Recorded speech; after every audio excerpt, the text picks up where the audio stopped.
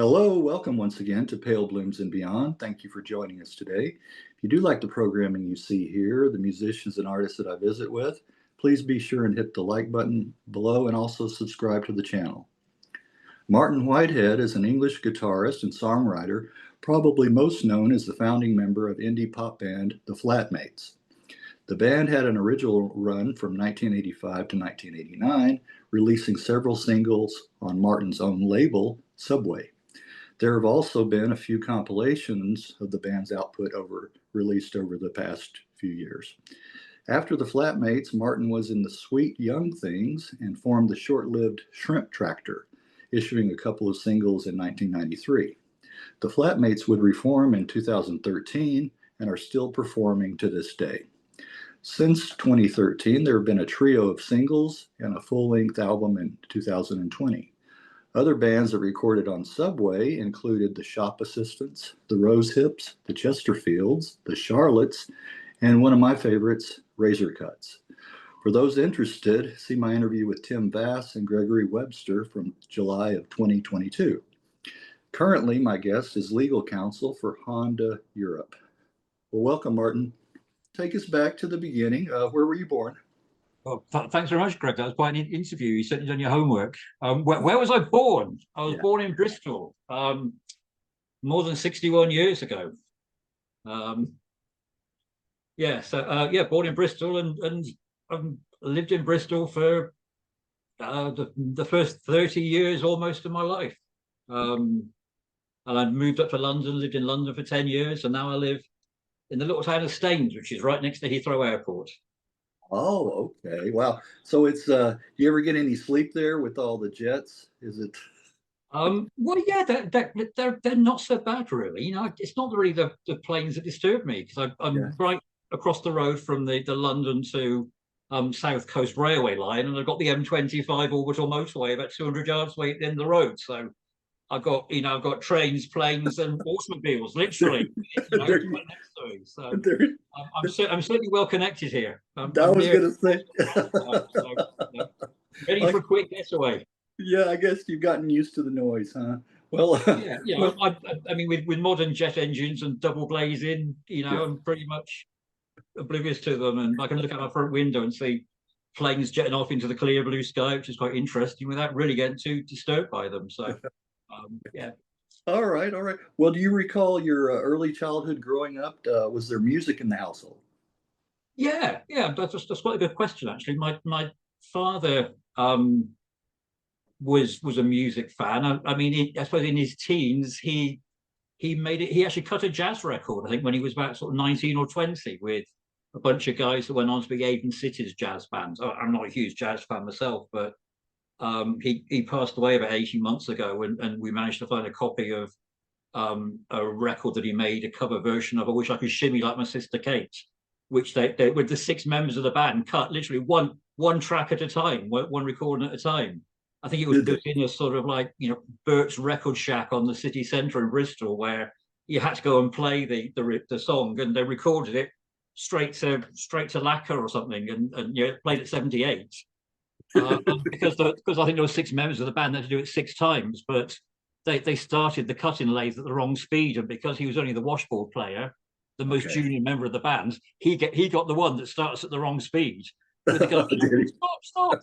It will start again, because he wasn't going to throw away a lacquer, So they just stop for 10 seconds and start again. And that's the copy he had, which I think is the best one, literally, because it's got the history on it that actually, this was a one-off, and it was being cut at the wrong speed by the guys, so they had to start again. And that's of more interest to me than the ones that were right. So right.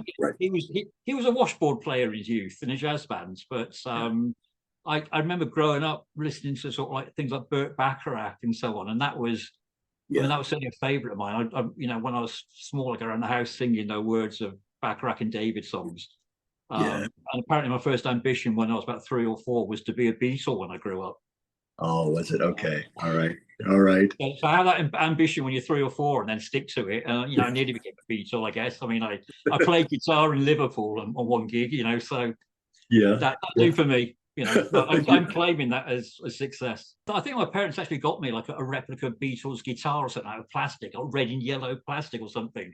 And Yeah. I used to stand there like pretending to strum it and going, yeah, yeah, yeah, yeah, yeah, yeah. So right. it was an authentic cover version as far as I'm concerned for a 4-year-old, so That's it all right. bode pretty well. You couldn't top that at that age. Exactly. Well, was the guitar the first instrument you learned to play? No, it's probably the recorder at school, actually. She Okay. played very, very badly, sort of the usual sort of things you have to play at school. Yeah. I bought a bass guitar, I think, when I was 13, and then I didn't actually start playing guitar until I left home one way to college. So I was probably about 19 when I bought a guitar. And I was like 20 when I founded the Flatmates. So it was Yeah. sort of, I've been playing about 18 months or so, I think, when the Flatmates started, which is why the first few singles are only 3 chords. They're only about 4 chords now after sort of like 40 years, but Right. You learned an extra one. Well, yeah, yeah, I've got one more. I didn't waste that time. I've learned another chord. yeah, that's right. I've heard that, the recorder taught in schools. Yes. Yeah, Classes, learning the recorder. yeah. I'm carrying this recorder around in a school bag and kind of do all the fingering stuff, and like hearing 20 kids all just blowing it. Go, Right. it must be something that primary school teachers must hate. They must, think, oh, for heaven's sake, something else. Right, right. Um, And I like hearing some of those on some of the early, I guess, rock albums and from the '60s and the early '70s. Sounding like a flute. You could confuse it yeah. for a flute very easily. I guess if it's played well, although I've never actually Yeah. heard the recorder played that well, it's sort of, Yeah. it's blown too hard by little kids that kind of go, shit, rather than Right. actually making a note. And then all the dribble comes at the end, of course. And it's like, Exactly. it's horrible. It probably put a lot of people off music, actually, learning to play Yeah. the recorder at that age. Right. But Right. yeah, I kind of stopped playing bass. And I just went, if I'm going to play guitar, I've got to buy a guitar and then just sit down and learn how to play it, and bought myself a chord book. And as soon as I learned, I think sort of like A, E, and D, I sort of went, that's it. Okay, I'm playing the Ramones. That's it. Don't need the chord book anymore. I don't need Burt Whedon's Play in a Day. Thanks very much. I can play. Oh yeah, Bert. Oh Yeah. yes. I have some of his early stuff. Yeah. Well, and then especially when I learned bar chords, that you just learn that one chord position, and then you can play anything you need by just sliding that position up the neck. I think, well, this is easy, this guitar stuff. So yeah, I just forced myself to learn a bunch of chords and then get on with it. yeah. So you just learn by ear, just by playing. Yeah. No, I'm still not good at really learning things by ear. Yeah. I just went, what chords are easy to learn? So I've got really short, stubby, fat fingers, which are really not musician fingers. Yeah. Which I learned later when good musicians sort of end up playing with the band, going, my God, how'd you play with those fingers? Those are butcher's fingers, or those are builder's fingers. You're a hod carrier, not a musician. Right. So despite my disability of having sausage fingers, I persevered and right. learned how to play rudimentary guitar. When somebody tells me that they play by ear, I imagine I say, well, that must have been pretty difficult. Like you put the guitar right here. I mean, how do you strum with your ear? Did you get calluses on there eventually? It just Right. hardens up. So did you get your ear caught in the strings and get your load pulled off? Exactly. So some of the phrases that you come up with. Well, can you recall? You mentioned Burt Bacharach. Can you recall one of the first singles or albums that you bought yourself? The first single I bought was "Going Home" by the Osmonds. Oh, okay. All right. Which must be 1973.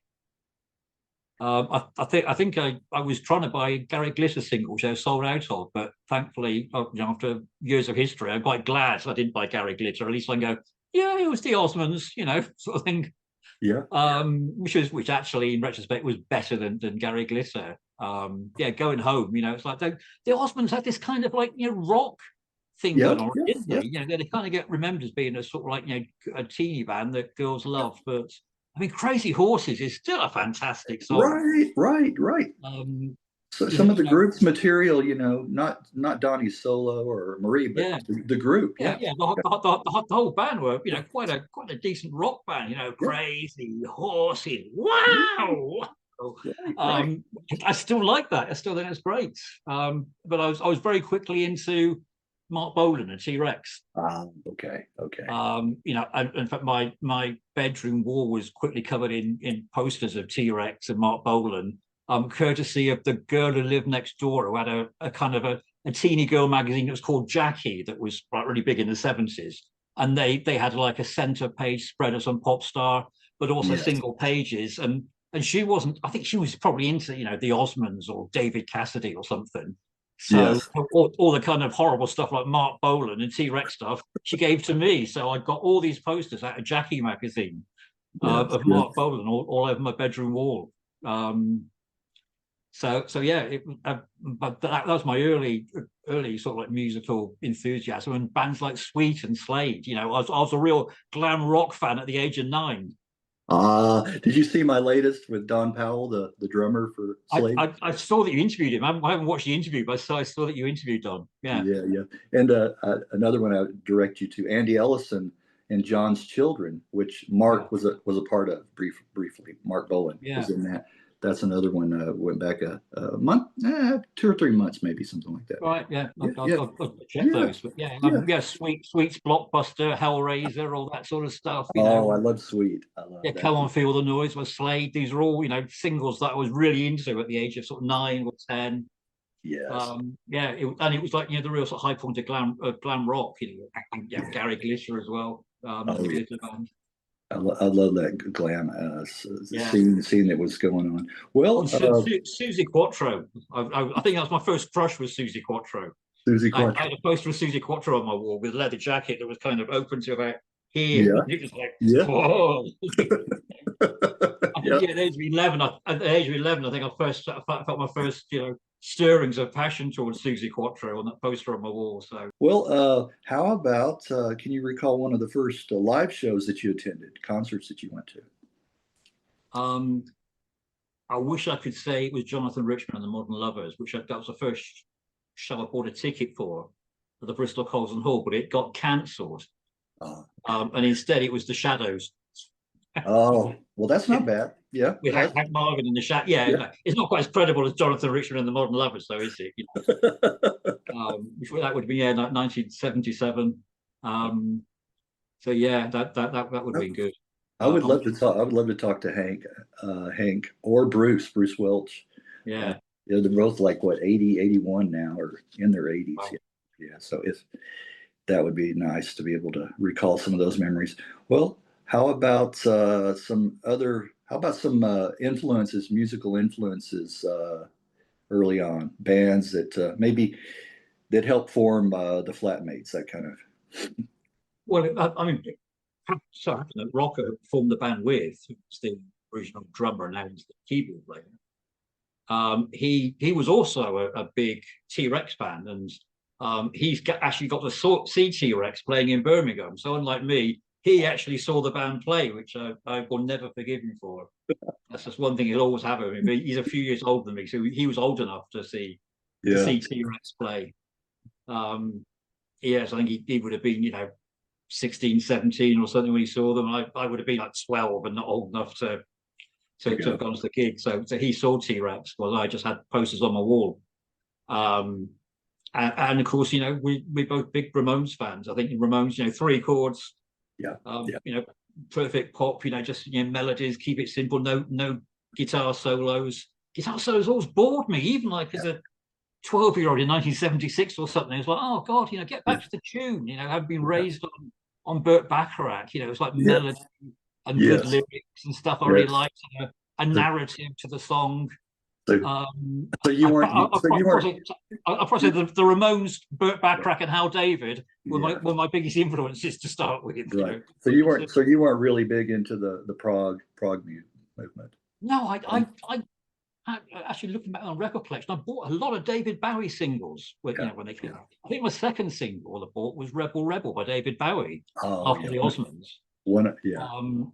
But David Bowie, I kind of go through a phase of like that. Some of his stuff I really like, some of his stuff just really doesn't enthuse me very much. And it was, I remember the time when he come back to the UK and arrived at I think it's Victoria Station, and he was being driven out of the station in a Mercedes, and he kind of like waved to the crowds, and he was really in his kind of Germanic phase. And I don't know if he intended it to If be he a Nazi intended, salute, but it was sort right. of, that's the way the newspapers reported it. I remember my father going, "This Yeah. David Bowie chap, you're a big fan. Look at that! Look at that! Yes. Nazi Yes. salutes coming back to Yeah. London. Yeah. What do you? That's disgusting." And of course, Right. my father as a boy, lived through the Blitz and being bombed in the war, and he lived in, Yeah. my grandparents lived in the centre of Bristol, which was bombed heavily. Right. They ran a pub there, and my father, remember seeing the first bomb drop on Bristol right outside his bedroom window. And in fact, him and his brother shared a room, and they woke up with an incendiary bomb underneath their bed, which was crashed through the ceiling, come Holy, along the landing, knocked the door open, and sort of like got under his bed and stopped under my uncle's bed. So holy, they actually had an incendiary bomb in their bedroom one in night. the, in the So bed. so to have this sort of like pop star David Bowie that I was a big fan of doing these Nazi salutes, was Yeah. kind of Yeah. really upsetting. But at least I can say that I liked an artist that really upset my parents when I was young. Right. Right. Well, what if it comes to pass that Elon was a Bowie fan? You know. Well, you know what I'm referring to, right? Oh yeah, that's sort of like, yeah. He was just having a Bowie flashback. That's all it It's like was. it's a yeah, it's Like, a it's a I had a flashback. flashback in my mind. I was David Bowie in Victoria Station in 1975, waving to the crowds. It was. Exactly. I'm so misunderstood. Right. That's all it was, Yeah, very, I, very. I think And it's, I think with David Bowie, he's actually admitted he went through a very druggy and misguided phase, and yeah, his wife was a black woman after all. He's also, I think, in terms of he has not crazy ideas about racial purity or anything like that, but I think he got a bit druggy and very tied up in the kind of the aesthetic of Nazi paraphernalia and all that. He's a sort of he just went through his sort of like teenage boy keen on tanks and guns at a very late stage. I think that's kind of the way I sort of see Bowie. But I'm kind of realistic about him. Some of his stuff I really didn't care for, but some of his stuff I love. Some right. Yeah, fantastic, it was, it was, slips. it was, hit and miss for me too. Yeah, you're right. Yeah. Yeah, But I mean, if I drew up my sort of like the list of 20 favorite singles of all time, there'll probably be two or yeah, three Bowie songs in the top 20. right, right. Um, yeah, and John I'm Only Dancing would be up there, I'm sure. I mean, that's a great song. But some of the later stuff, the sort of Tin Machine stuff, it's like Yeah, yeah, whatever. exactly. That was disposable for me as well. Yeah. Well, were you in a band prior to the Flatmates?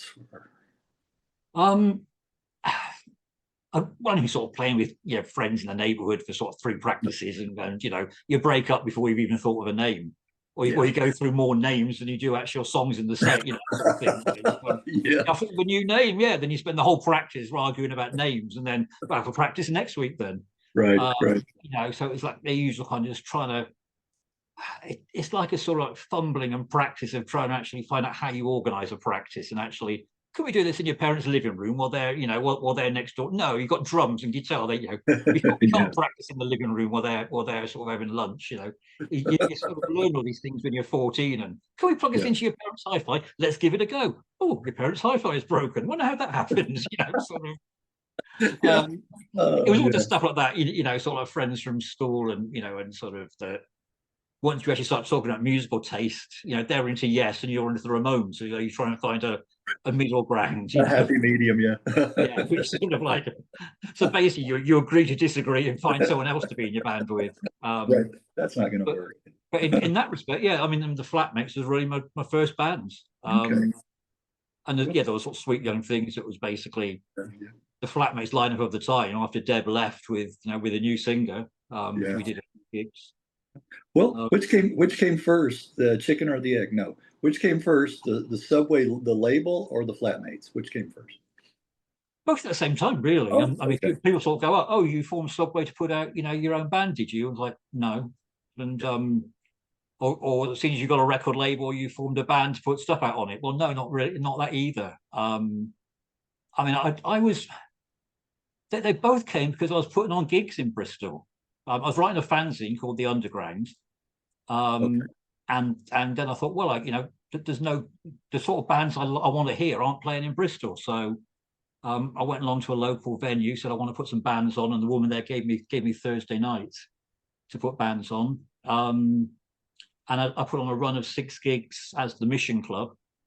We had the Loft, the Jazz Butcher, Mark Riley and the Creepers, the Pastels.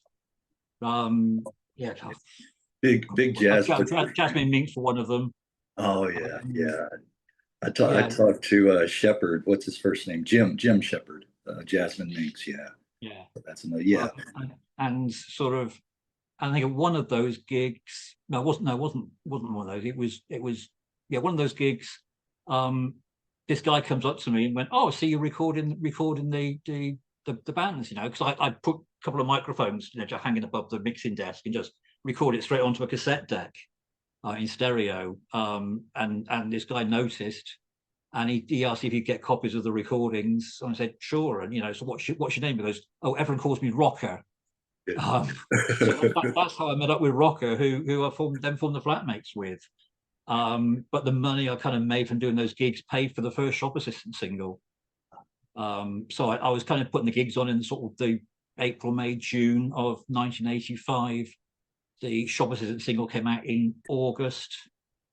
And I think me and Rock did our first gig as the Roommates. We'd actually got named the Flatmates, but because only 2 of us were ready to sort of play, we did one song as the Roommates, supporting the House Martins, which Rocker put on in the same venue. Yeah. So I think it was in the autumn of that year. So a couple of months after the Shop Assistant single came out, the Roommates appeared. We became the Flatmates when Debbie and Kath then joined us. Became a 4-piece. But Debbie and Kath were Rocker's, literally his flatmates. That's how we kind of got the name. That's the name. Okay. Because we sort of, the 4 of us were practicing songs. We did the Ramones, I Don't Care, Velvet Underground's Femme Fatale. Yeah. It was the Stooges, No Fun was part of our set, and then a couple of original songs. And we still didn't have a name, and we had our first gig coming up, and Rocker knew the woman who did the listings in the local kind of What's On magazine for Bristol. And she sort of said, "Oh, so who's this? What's this band called then? Or what's this band all about?" And he goes, "Oh, it's me and my flatmate." So we kind of looked up and goes, "Oh, the Flatmates up here. Who are the Flatmates? Oh, that's us."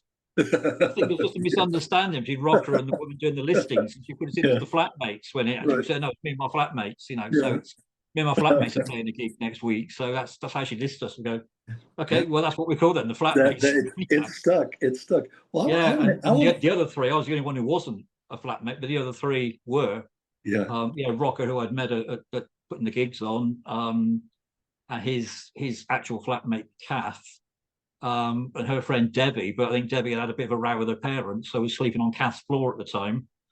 So when me and Rocker were playing, sort of practicing, I'd guitar. He actually had a drum kit at his parents', but I think he was just banging a stool and shaking a tambourine at the time before he went back to get his drum kit from his parents. Yeah. And Kath came along and said, "I've got a bass at home. I'll bring my bass along." So we went, "Oh, we got a bass player." There you go. So it was the 3 of us with me and Rocker doing vocals and Debbie hanging out shaking tambourine. Yeah. And she sort of went, "No, you 2 are rubbish. Can I sing a song?" As soon as she started singing, she had a fantastic voice. Yeah. Me and Rocker just went, "You're the singer." You're singing all the songs now. Did you know, had she done any singing before that in school? Don't think so. No. But I mean, we would later on when we were doing things like recording songs like Shimmer and Heaven Knows in proper multi-track studios, 24-track studios, professional studios with named producers. They'll go, "She's fantastic." We always do a thing where we double track the vocals. It's just singing the same thing twice and sort of like panning it a bit so you get kind of fuller vocals. And she just going to do the vocals and go, "Oh, really good take. Do you want to do it again? We'll double track it." And she do a perfect take second time. So she'd come in literally to the studio for 20 minutes and clear off again because she'd done all the stuff. You do it, right? Do 2 perfect takes. Each take was perfect, and and as well as the quality to her voice, she was always note perfect. Wow. I think very rarely you had to do a kind of a drop in where she hadn't quite hit the notes. But right. Well, that's a blessing to have somebody like that in the band. Yeah. And just had the perfect quality to her voice.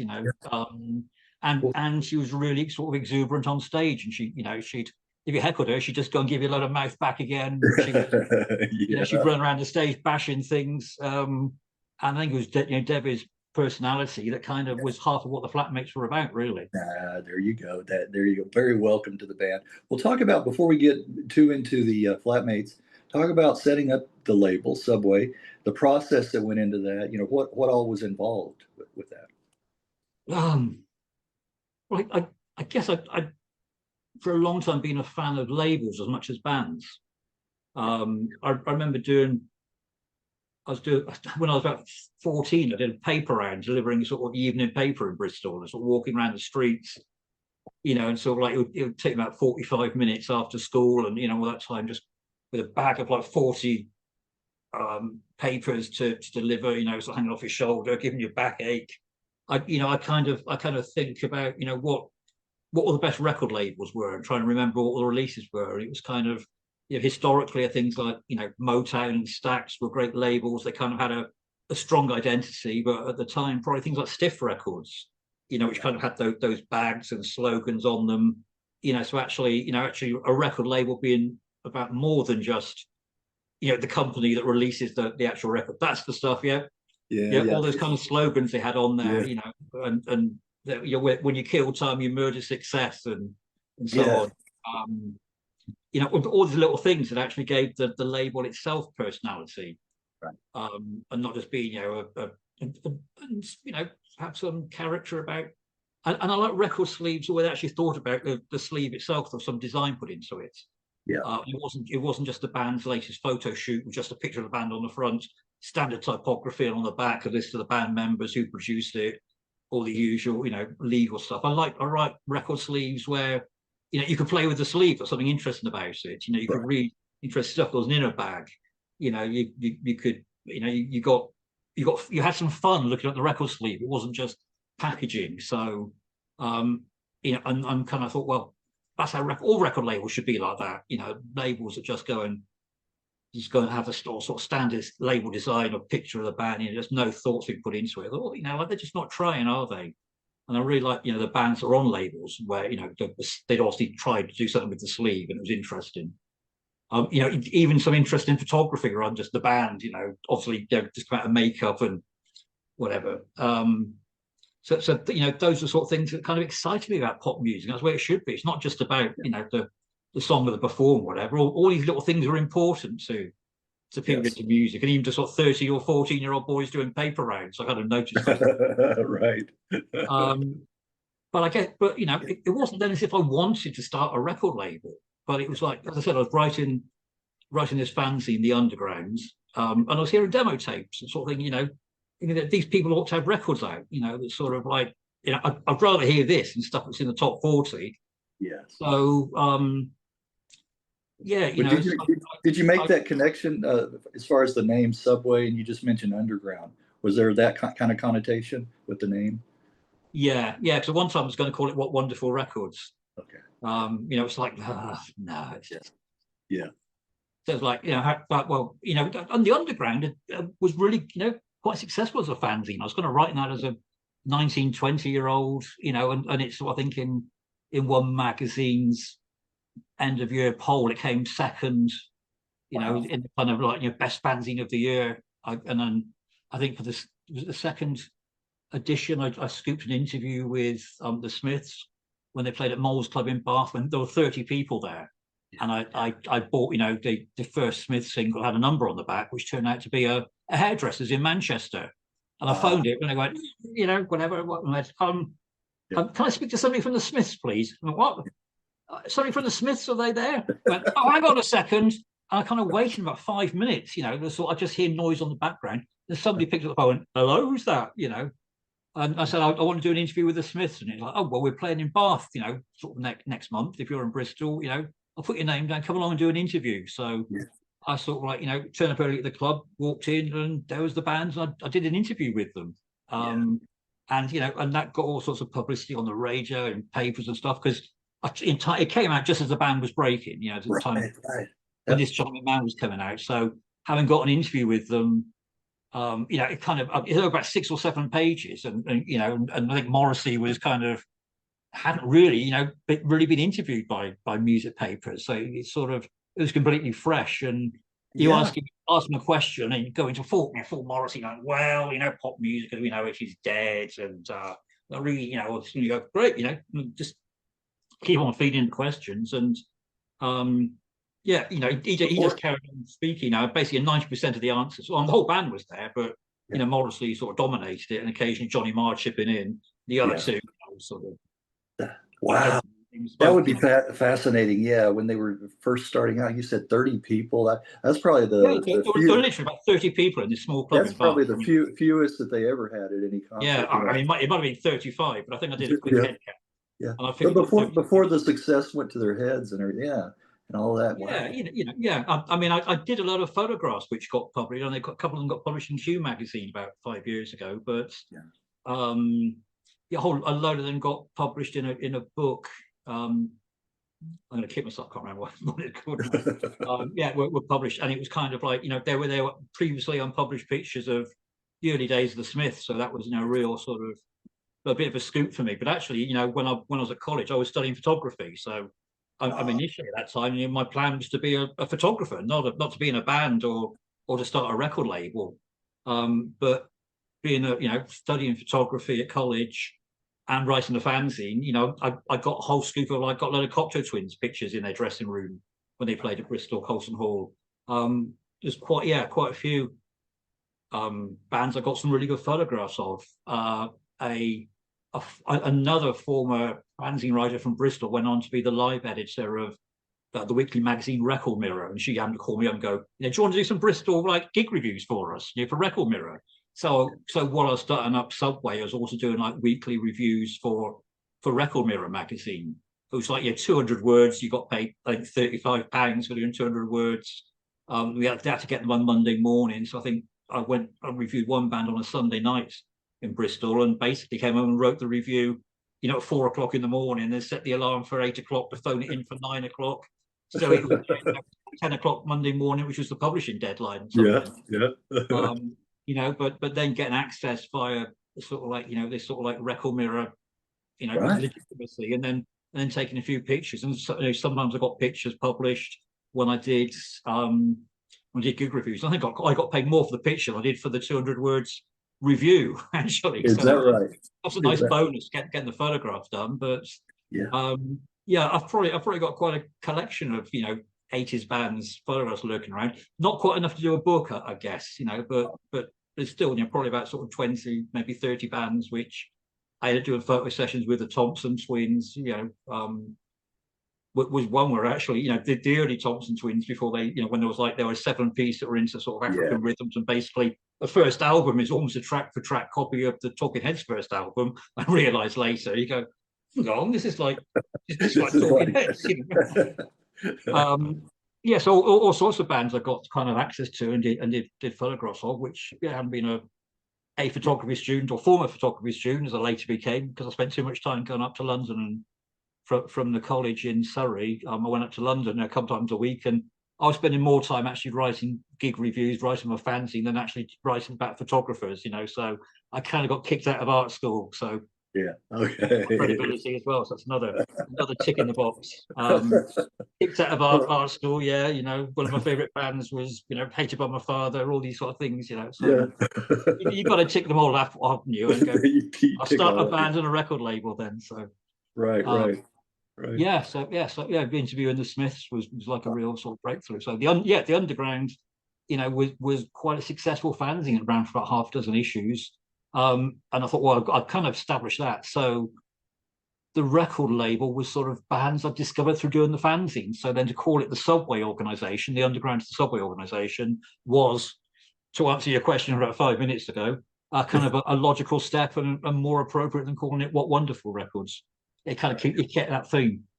The first release on Subway was the Shop Assistants All Day Long EP. Yeah. And the track It's Up to You ended up on that C86 cassette tape.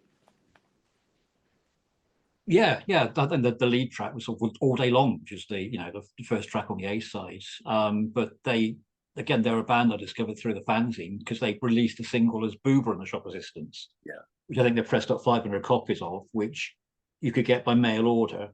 And when I sent off for the single, I kind of included a sort of a fanzine questionnaire in there, and I think also some stickers for what was going to be called What Wonderful Records. And they came back and went, oh, if you've got a record label, no, sorry, I had a cassette label at the time, which was called the Subway Organization. I released, I think, 13 or 14 cassettes, and I had a kind of a list of my releases there, and they went, oh, we'd like to do a cassette release with you.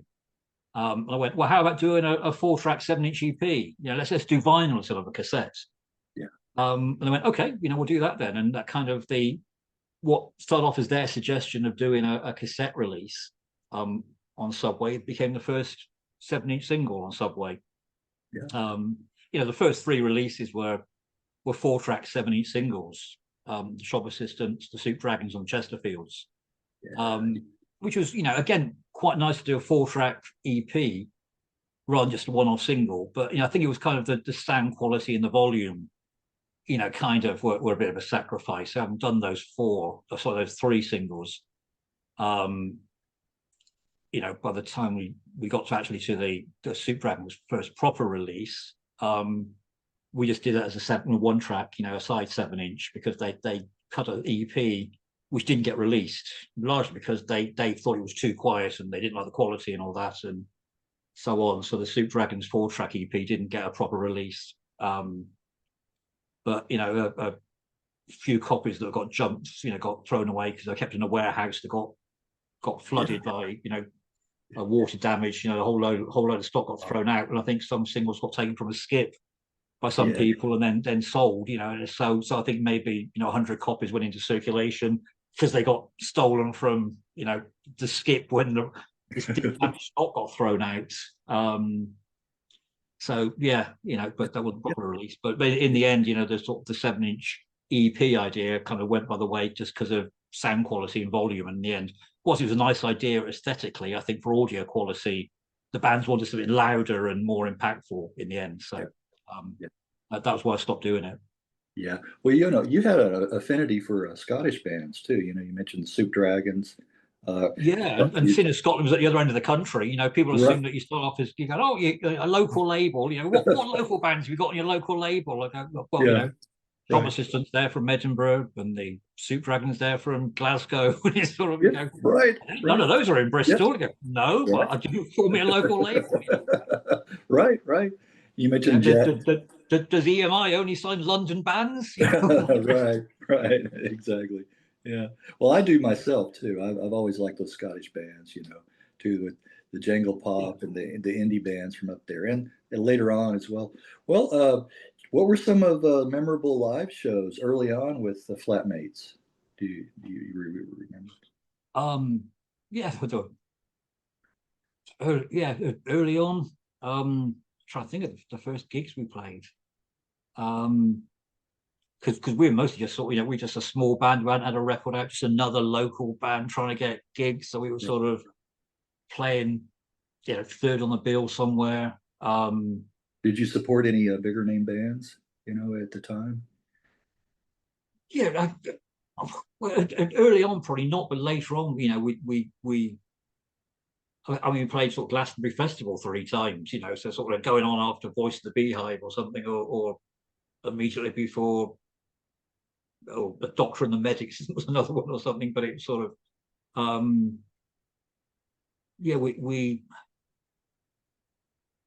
we supported Town Country Club, Micro Disney, but huge bands. I don't know. It's kind of sometimes you play at a festival. I mean, who headlined Glastonbury Festival in 1986 or 87? When we supported them, it's sort of like but they played 2 days later on a different stage. Well, but technically we're on the same bill, aren't we? Right. The Cure, whatever. Exactly. But that's just down at the bottom, and there, look, that's at the top. So we're on the same bill. We're supporting them technically. Right. I mean, me and Rocker were running a weekly club at the Tropic Club in Bristol every Thursday. So we kind of put on bands. So, I mean, the first gig we did was actually supporting Half Man, Half Biscuits. Oh, okay.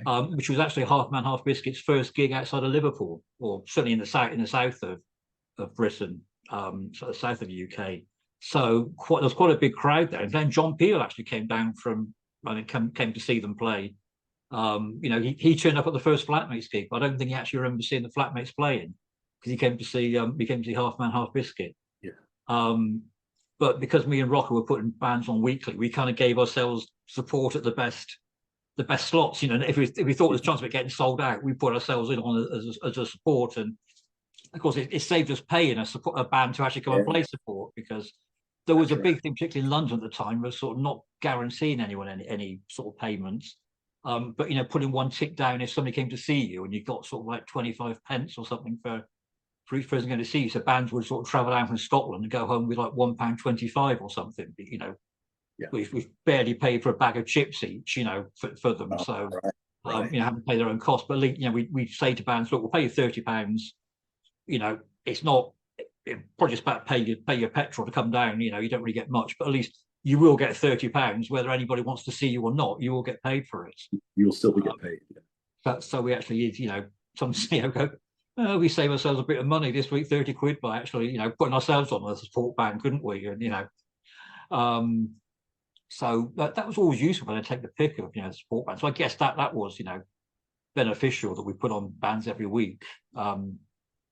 Take our pick from there, from bands that we liked, or we thought would be a good crowd. So I think we played with the Weather Prophets a couple of times, because we put the Loft on, when in that run of first gigs that actually funded the label.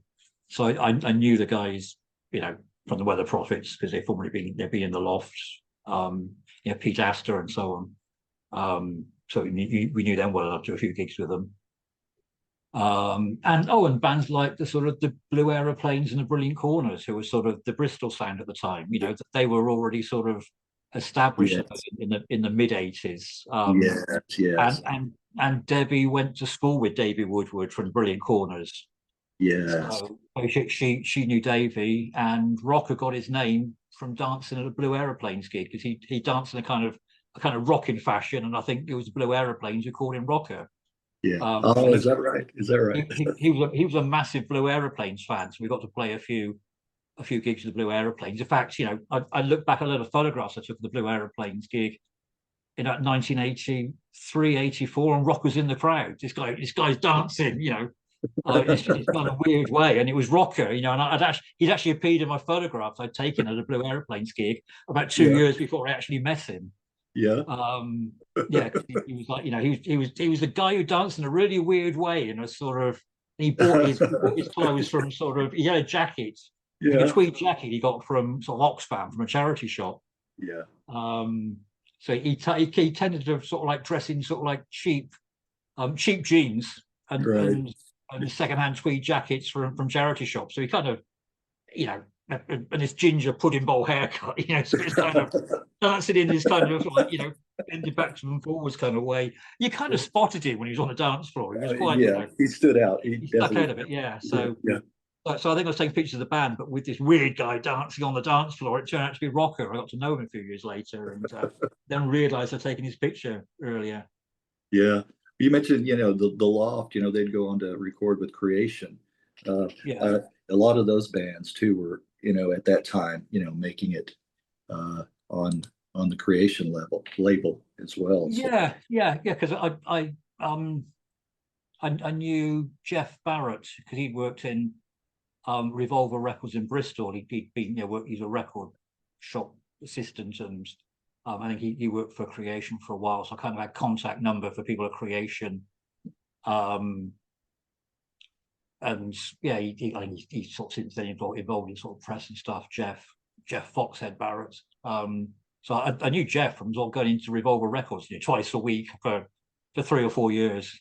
And then when he was sort of working at Creation, in fact he would call me to say that possibly the Jasmine Minks were playing in Birmingham on Wednesday, and they had a gig in Exeter on Friday, and if they could get a gig in Bristol in between, that'd be really handy. Or the Loft were playing in Cardiff the night before, and if they can play a gig in Bristol, that will really help out. So very often I'd get called up by these bands, because they knew that a gig in Bristol on a Thursday night was going, Yeah.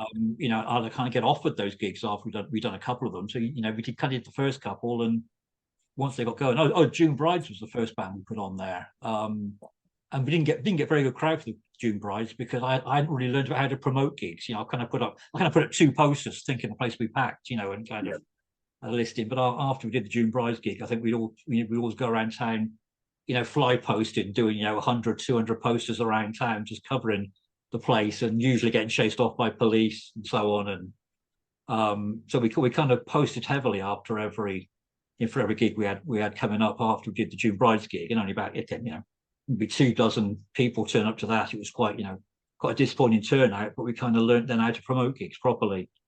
So that was, but once we got the sort of the Thursday night going, you know, we kind of got offered bands, you know, and some quite big bands, you know, that were sort of going around. Like I say, big bands, you know, from the indie kind of scene, you know, that were on Creation. You know, so that they would actually come to us. Right. Go to you. Well, which is much easier then, because if they've got a night off, not playing gigs, they'll kind of do the gig for less money. You know, it's sort of like, you know, if you go to them, they'll kind of ask the full price. But actually, if they're going to be spending Thursday night sitting around doing nothing with the van paid for, you know, you can offer them half of what they would play for otherwise. And so it was quite useful. They were always, you know, they'd be quite amenable on the price then. So that was also a useful one. Yeah. I did a written interview with Phil Wilson. It's been several years ago now. Yeah. Yes, he was one. He would rather do the written than the video. Well, right. Do you recall first time in recording studio with the Flatmates? Yes, yeah. I was recording "I Could Be in Heaven," and "Tell Me Why," "So in Love with You." That 3-track EP, Subway 6. Catalog number. All right. Was it a little intimidating, or were you comfortable in the studio? I think we're fairly comfortable. I mean, the stuff we did before that was recorded either in my parents' spare bedroom, or at Rockers' flats, or in practice rooms, because I had a Fostex 4-track recorder, kind of recorded 4 tracks on cassette. So a lot of our early sort of things, we kind of made our own sort of home demos on 4 tracks. So, you know, we had kind of recorded our own sort of stuff multi-track. But also when I was writing the fanzine, I'd be going to interview bands from around Bristol, and they might be doing a recording session. So I've been in the local sort of like recording studios, getting 8 or 16 tracks. So I kind of see how they worked. And there was a band I was really into at the time called The Inane, who became the 5-Year Plan, who have put out several singles. And I know that The Inane did several sessions of songs which I released on the Subway cassette label. So I kind of, you know, run off all these, you know, copies of it and sell them. Generally sell them for cost, really. So I'd kind of been into studios to see The Inane recording stuff and to photograph them doing that. But never actually recorded stuff myself. But you know, I was kind of familiar with what the inside of a recording studio looked like. And they recorded in a studio run by a guy called Sooty, who was the bass player in Vice Squad, the Bristol punk band from the late 70s, with the singer Becky Bondage. And Sooty was the bass player. So he quite liked recording a band that was into the Ramones and played sort of like songs that were like 2 minutes and 20 seconds long. Head down, go for it, and 1, 2, 3, 4, and go straight, into it. He was. I think he was quite amenable to Flatmate stuff. You know, quite liked it. Doing that rather than some folk band or kind of someone trying to do prog rock in 1986 or something. You know, when the Flatmates went in, I think he had quite good fun recording with us. Okay. You know, because it was kind of loud and a bit anarchic. And we recorded "I Don't Care," the Ramones song. We did a cover version of that, recorded that in Sooty's studio. And I just wanted to get a lot of feedback. So we kind of set up in the live room there with, I think it was his 200 watts guitar top in a big, 4 or 6 by 12 cabinet, big speaker cabinet, and basically with me just playing guitar standing right in front of it.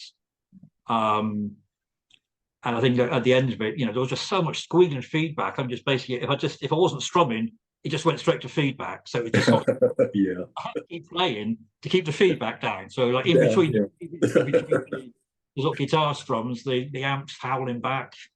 And I think at the end, you know, I'm kind of bent over trying to get the feedback from, just try and twist my guitar around, and I end up on my knees. And so at the end of that song, where Debbie yells, "Wow, wow, Rocker's on his knees," actually calling me Rocker for some reason. She's It was just calling you so that. deafening in there, and she was, I think she was in the room with us doing kind of guide vocal or something. That it was just like, let's turn everything up loud and just go for it. And I think that was, you know, that was just real fun, just doing crazy stuff in there that no other band was sort of wanted to do, just because it's like it was punk rock, wasn't it? Right. You know, we didn't really fuss about perfect sound reproduction. It was more about just the sometimes, you know, mistakes on records are the best part of them. Yeah, I agree. I agree. And this scream at the end of that song, you know, if he'd written that in, it just wouldn't have sounded right. The fact that it was just so spontaneous, and you know, sometimes just sort of, you know, spontaneous things that Debbie would say. Because Yeah. if Debbie was recording, she wouldn't separate, you know, I'm recording now from like having a conversation with people. So it was like she just acted like she was in a rehearsal room, even if it was sort of when we were recording stuff. So screams and yelps and shouting at people and calling them names would just come out while we were doing recording. It just comes out. It just comes out. Yeah, you know, You know, like if it's scores, it will just do it again. But you know, if it's good, you couldn't script that. So it's, you know, yeah.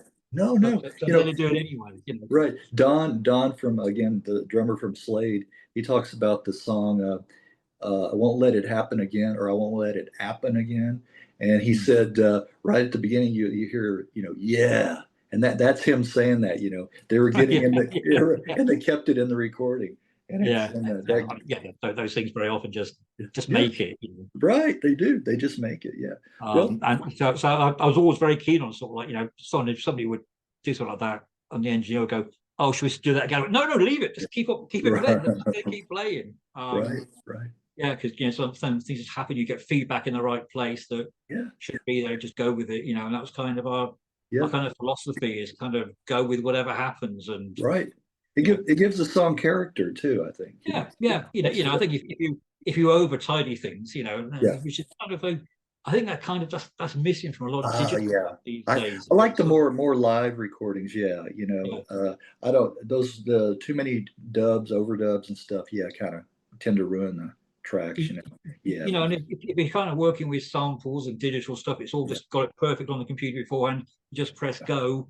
You know, you don't really get those things when you know, the guitar is kind of feeding back off the amps. Yeah. It's kind Right. of sounds like someone's playing bagpipes in the next room. You know, Yeah. like, it's this kind of constant drone or something. Or there's Right. Right. I think that the keyboard, if it's kind of an old-fashioned organ that needs to warm up, you know, one Yes. of the oscillators is slightly out or something, and it kind of gives a slightly, you know, sort of out of tune sound. Or you know, if it's a Hammond organ, you've kind of got the revolving speaker on it is sort of kind of bouncing off the wall, literally or metaphorically. You know, it kind of all kind of things just sort of, you Yeah. know, if it sounds wrong, fix it and do it again. But sometimes Yeah. it's just something you just never could have thought of. You know, it's Right. great. And when you kind of get things perfect on a laptop beforehand, then you know, you're Yeah. not going to get that. You know, there isn't so much No. No. for And magic happening. and the spontaneity too. Yeah. It's gone. Yeah, And all that yeah. too. Well, I have a copy of Whole Wide World Volume One, the compilation, Oh Subway yeah, yeah. compilation, and I Right. like all three of the Flatmates tracks on there. You know, Good. I could be in heaven, which you mentioned earlier. Yeah. The ba ba ba ba ba ba's, you know, and Yeah, that. yeah, that was a song I didn't finish writing because I hadn't kind of played the rest band. I got this song that goes, "I want to hang around with you." And I haven't thought of something to rhyme with that. So it goes, ba ba ba ba ba. I want to Yeah, hug you and squeeze you too. yeah, Again, ba ba ba ba ba. Like that, you know, like line 4 would kind of match with line 2, but I haven't written the other lines. So we right. kind of do it, and then Debbie just went, ba, ba, and then you know, went, okay, now I'll get the words done for next week. And I think, you know, Rocker and Kathy, it was at the time with bass player, went, no, that's fine. Just leave it like it is. It sounds Yeah, really good with Debbie singing that. It's like, yeah, okay, fine. That saves me writing on the other half of the song, you know. So yeah, it wasn't intended to be that. That was just again a happy accident, you know, kind of. Have you written any more songs, Martin? Written any more songs? I'll do this one, but it's only got half the verses written. yeah, Um, so yeah, so it kind of again, it, you know, and it's kind of the Flatmates signature tune, isn't it? Really, Signature. you know, sort Yeah. of that sort of people know us for that, and it was sort of I never actually got around to finishing the lyrics. Is why it's like that. Is that right? Okay. Yeah, See, that's very, very interesting hearing those stories like that. And then, of course, Happy All the Time is yeah, on there. And then Shimmer. That may be my favorite. And the band's biggest hit, right? Shimmer? yeah. I mean, I could be in Heaven and Shimmer. You know, both are. You know, we can't play a gig without playing those. You know, sort of. We get lynched if we didn't do those. Yeah, You don't we want sort that of down. leave Shiver to be sort of quite late in the set, Yeah. or about 3/4 way through the set, and then we kind of close with "I Could Be in Heaven" because it's sort of when people notice there's opening notes like dee dee dee dee dee dee dee dee, Yeah. um, and maybe run that into another tune or something at the end because it's got you can kind of repeat the ending ad infinitum. So you go one more time, like that, that Ramones Blitzkrieg Bop riff. Oh, Blitzkrieg Bop. Yeah. 1, 2, 3, 4, and back into it again. So, you Yeah. just keep on doing false endings on it until finally you go, oh, we've had enough. The guitars don't walk off, and Right. when it looks like the audience is starting to get fed up with it, go, oh yeah, 6 false endings, that's enough. Go, okay, Yeah. Right. we'll let them have a breather now. Yeah. Oh, that's funny. But so that was quite good to sort of like end the set with. Yeah. But yeah, you've kind of got to do that because people want it. And of course, you end up with I Could Be in Heaven, and people are going, oh, because that's what they've been waiting Yeah. for. And it's like, they Right. sort of, no matter, they might have got bored waiting, but when you play that, then they want some more. So it's sort Yeah. of, Yeah. How many? What's the most encores you played? How many um, encores? we were never a band that kind of did encores if the audience didn't want it. And I think even now we still don't, but I think probably only a couple, sort of maybe 2 encores if people just wouldn't go home and dragged us back. But They're still there. we're not one of these bands that play 6 songs and then sort of like 20 songs for encore sort of thing. It's sort of like, well, they only play a 20-minute set, but they do like an hour and a half for the encore. Yeah. Right. Right. Yeah. Yeah. And in fact, in the early days, it was quite a long time before we could actually have different songs for the encore. We had 8 songs that we knew. If you're going to do an encore, we're going to have to like play half the set again. It's sort of, Right. but I think possibly we might, I think on our Yeah. very first set we only had about 6 or 7 songs, so if we did an encore, it was like Yeah. literally half the set we would play it again. Right. Well, Um, before moving on, there was a couple other tracks off of that compilation, "Whole Wide World" Volume One. I also like "The Clouds Tranquil." I like that one. That track. yeah, yeah, That's a nice one. That's a nice. And then the Chesterfields "Ask Johnny D." Yeah. yeah. Well, those compilations we kind of did because the singles had sold out, and sort of, perhaps we'd be selling 3 or 4,000 copies of a single to go and press another 1,000. Yeah. And we could do runs of 500 singles, but we would have had to do like another 1,000 sleeves or something, and by the time you've sort of gone through all the expenses, it's sort of, if you only sell 300 copies at the repress, then you've lost money. So actually reissuing them on the compilations was sort of, if you come to the party late, this is what Yeah. you missed. Yeah. Yeah. And we kind of put those tracks out on the compilation because and the people were selling vinyl for quite a lot of money already. It's like the singles at the time probably cost what it was, whatever it was, £2 for a single, but once they were deleted, they were going for 10 times that. So That's right. which was actually more money than the CD would have cost you to buy all the stuff Right. that had been deleted, or in the case of the Rosehips, it was like, here's a band that's coming up, because they did that track "The Last Light" went on the compilations. So that was like, here's a taste for a band that's we're going to put singles out by, but this is kind of a demo track by them, and for the other stuff it was sort of these tracks, these singles have now been deleted, they sold out, and they didn't sell in big enough volumes for us to be sure we could press another 1,000. So you can still get them here.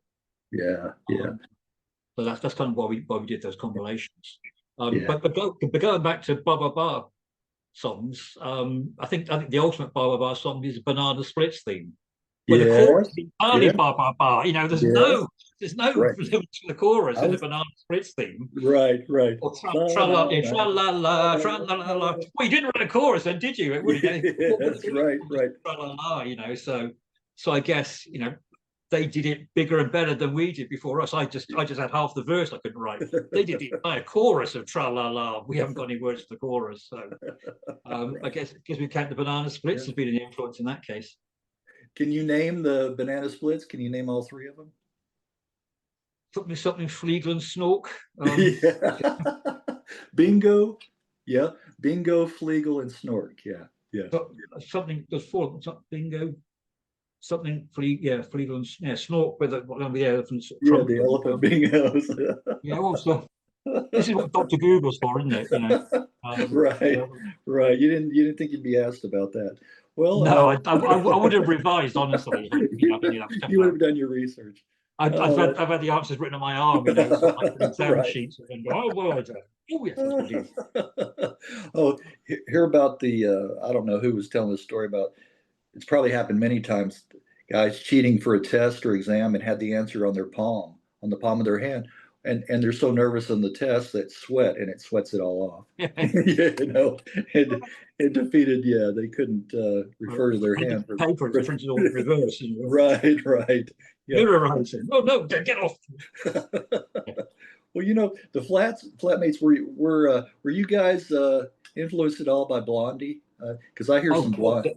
Definitely, yeah. I hear Blondie in there. I mean, the first three Blondie albums were, Yeah. my favorite. The sort of the very first one, Each the Beats. Yeah, That's, yeah. Especially that first one was got things like Attack of the Giants Ants and In the Flesh and Ex Offender. In fact, I did actually record a couple of songs with a friend when I was about 16 or 17, and we recorded them under the name of Ex Offender. Yeah.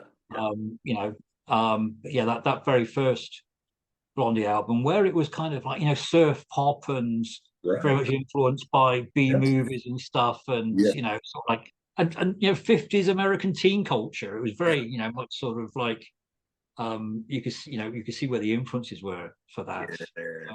Blondie, a great covers band. A lot of their biggest hits were cover versions, weren't they? Yes, they were. Yes, they were. Playing on the Telephone by the Nerves. Was it The Tide Is High? Tide Is High. Yeah. Yes, exactly. Just loads of Denis by Randy and the Rainbows. Yeah, that's right. They did a lot. So in fact, Hang On Telephone and Denis, two of the greatest songs, weren't their songs. But, they weren't there. No. You go, oh yeah, Blondie, great covers band. Yeah, I like them. They're great, great influence on us. They chose some really good cover versions. Yeah. But I was quite keen on having Denis by Randy and the Rainbows as our kind of walk-on song. Yeah. And if people go, oh, what's this?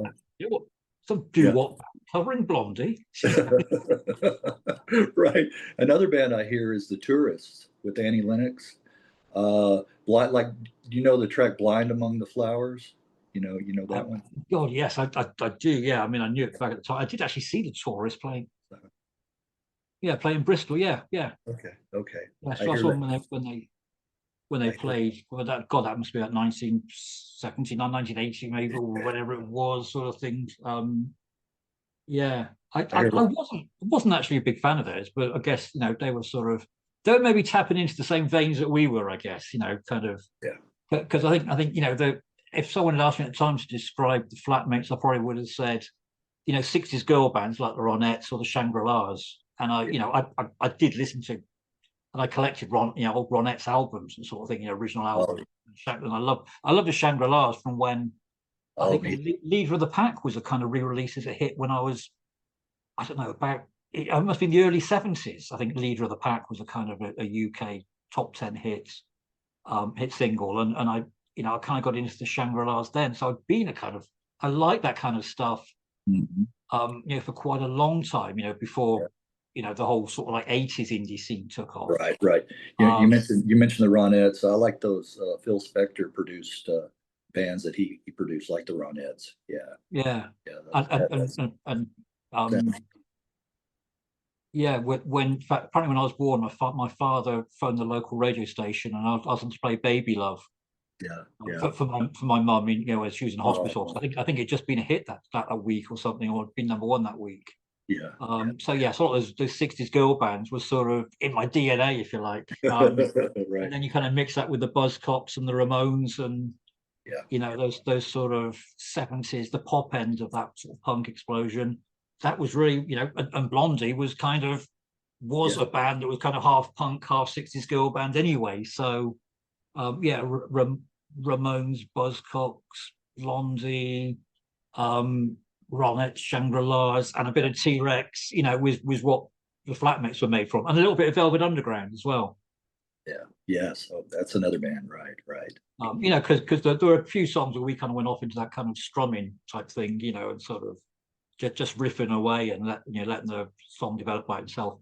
But then again, I mean, as I said earlier, Rocker was a big fan of the Blue Aeroplanes, and the Blue Aeroplanes were clearly very much influenced by the Velvet Underground, Oh, philosophy and sound-wise. I'd really like to talk to one of the guys from Blue Aeroplanes. That would be really Mm. a nice interview to get. One of my favorite bands. Well, what did Yeah. you guys do post Flatmates originally? What did the members do? I think the Flatmates sort of broke up in the late 80s because I think Debbie had just got tired of the whole, going out on tour for a month and not seeing her mum and not seeing her boyfriend and being away from home. And I think that the whole obligations thing, because it kind of, we had a manager, we had an agent, and the managers, trying to make a living out of it, and the agents trying to make a living out of it, and sort of, I think there were around the time that I think after Shimmer came out, or maybe it was when Heaven Knows, the fifth single, came out.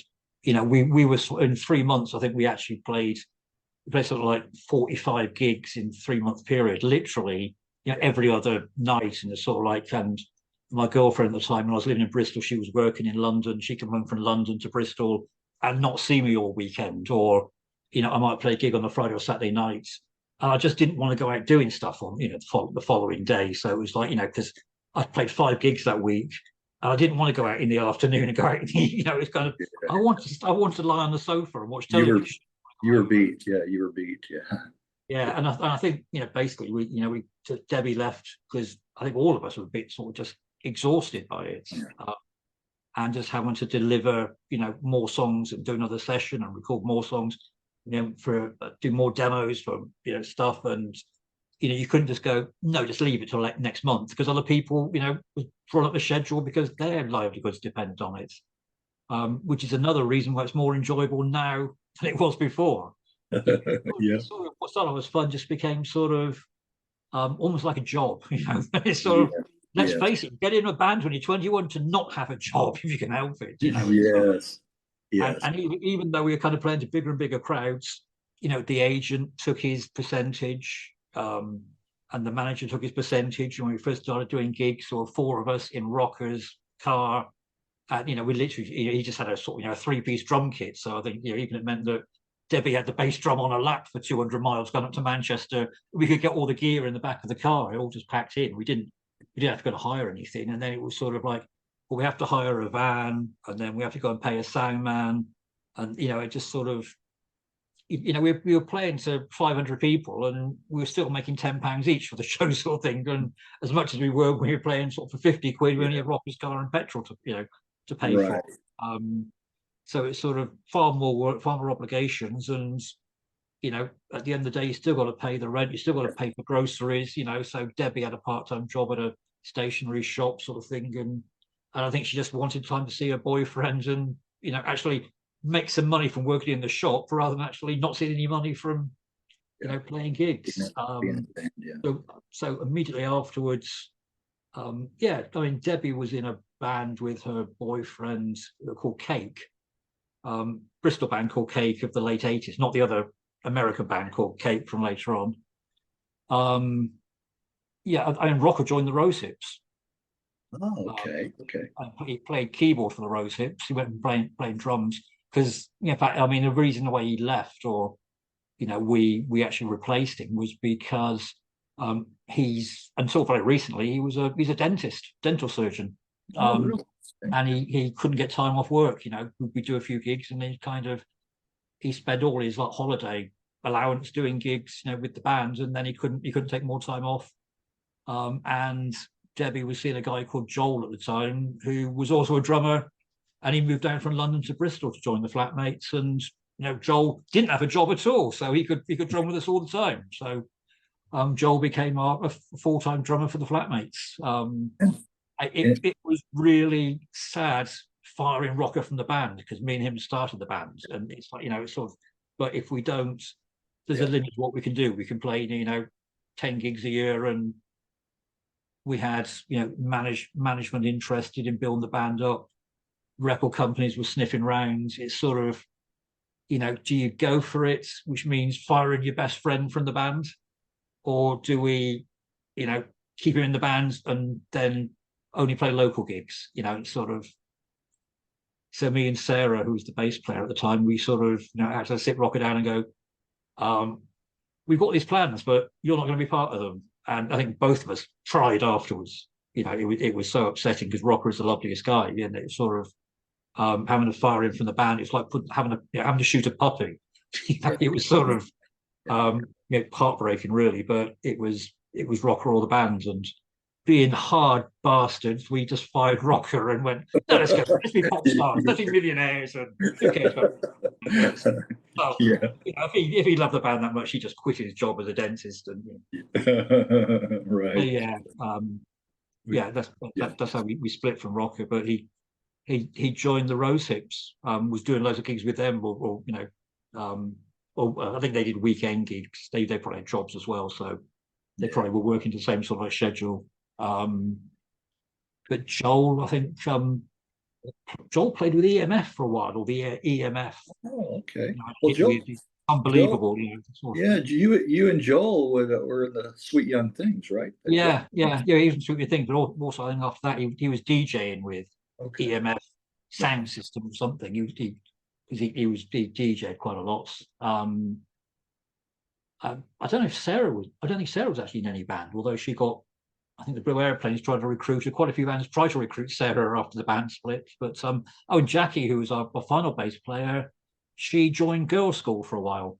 Oh, did she? Okay. Jackie Carrera, yeah, she joined girls' school, and then she was in the Caretaker race with Andy Strickland from the Loft. Okay, right, Caretaker. And she's now actually an author who's had like 4 or 5 books out, written a play. She's quite a successful author now, Jackie. Is she? Okay. Jackie Carrera. She's had a number of novels out, so she's now got quite a successful writing career. Okay. Well, how did you and Pat Rolls meet? Yeah. I think Pat was a friend of Steph, who was a singer in Sweet Young Things. I think somehow Steph knew Pat Rolls. So after the Flatmates, Steph became a singer in what was then the Flatmates lineup, so it became Sweet Young Things. When we played gigs, people went, why is half their set made up of Flatmates songs? Why don't you do Flatmates cover versions? It's not a cover version, I wrote it. How can you do a cover version of your own song? Yeah. But, people come along to the gigs and not realise that basically it was like seeing Blondie with a different singer than Debbie Harry. Oh, I didn't know the rest of the guys were in Blondie. Sort of, really? So kind of, it's a bit of a slap in the face. You go, you think the band's all about you because you write all the songs, and it's like, you've got the brains behind it, but you go and change the girl at the front, and no one recognises the rest. Right. You are. So the fact that half the set was sort of Flatmate songs was sort of like, but they keep playing Flatmate songs in their sets. They're Flatmates tribute bands. No, this is us. Whatever. Yeah. So again, I think we played half dozen gigs or something, but Patrick, I think, possibly came along to maybe couple of Sweet Young Things gigs because somehow he knew Steph, who was a singer, and again, she was really good singer. I mean, but she's been in a few country and western bands in South Wales, and she's a great country and western singer. But she performs with bands that sort of just do sort of local stuff. But she's should have been much bigger. She'd have been much. She should have been a star. In fact, when the Flatmates kind of reformed in 2013 or so, she actually sang on the demos I actually went down to her place in Cardiff for a weekend, and we recorded, I think, about 6 songs that became the basis of the new songs for the new Flatmates. But she didn't want to be part of the Flatmates. You know, I would have very happily had her in the band, but Yeah. I think she just wanted to stay local to Cardiff in South Wales. But it was, in fact, I think on a couple of the songs, her original vocals were kept as backing vocals.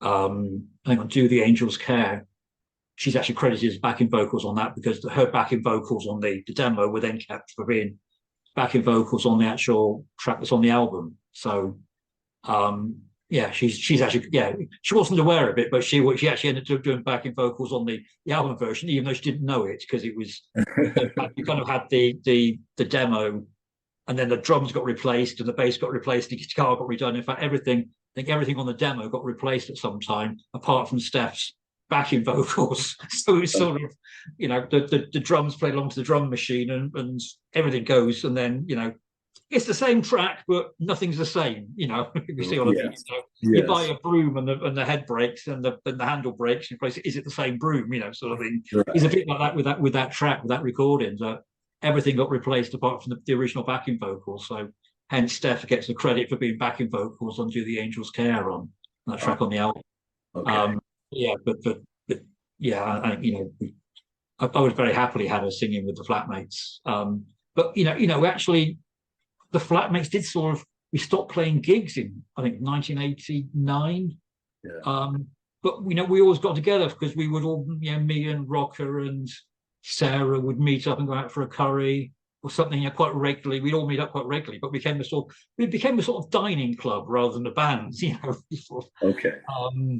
You know, and we'd see Joel, you know, we'd all get together quite frequently. But I guess it was in around about 2005 or something that, you know, we started passing around recordings, demos. You know, I would demo things, send them to Rocker. But you know, we'd asked Debbie if she wanted to sing. She just wasn't interested. I mean, she had 2 young boys. I mean, I think they're quite similar age to mine, so they're probably well into their 20s by now. But yeah.